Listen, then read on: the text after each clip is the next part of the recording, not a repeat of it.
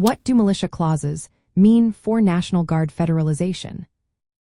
Imagine a scenario where the United States faces a major national emergency or a threat that requires rapid and coordinated response across multiple levels of government.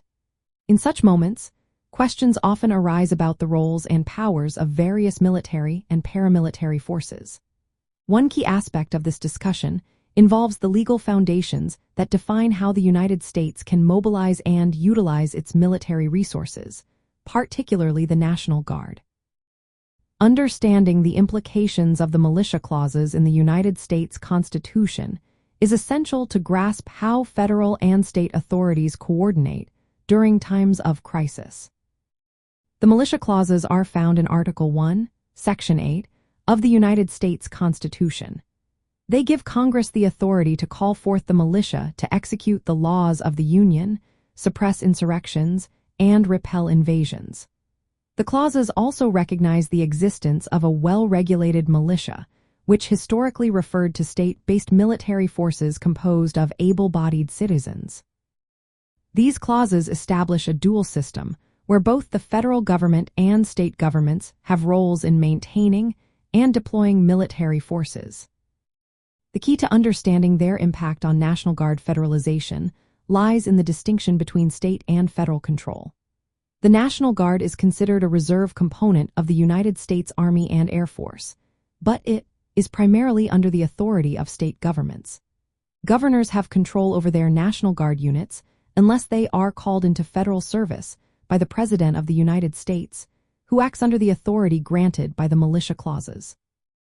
When the federal government decides to federalize the National Guard, it does so through legislation such as the United States Code, specifically Title 10, which grants the President the power to activate National Guard units for federal missions. This process is often used during national emergencies, military operations abroad, or significant domestic crises. Federalization shifts control from the state to the federal government, enabling the military to operate under national command structures.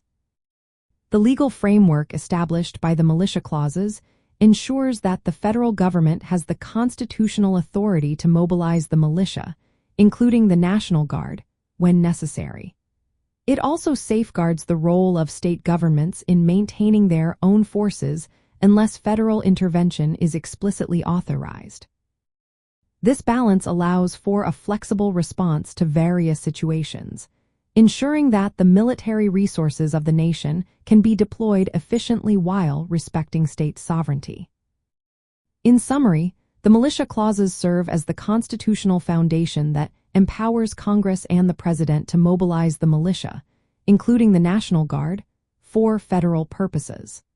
They clarify the circumstances under which the Guard can be federalized and highlight the ongoing partnership between state and federal authorities in maintaining national security and public safety.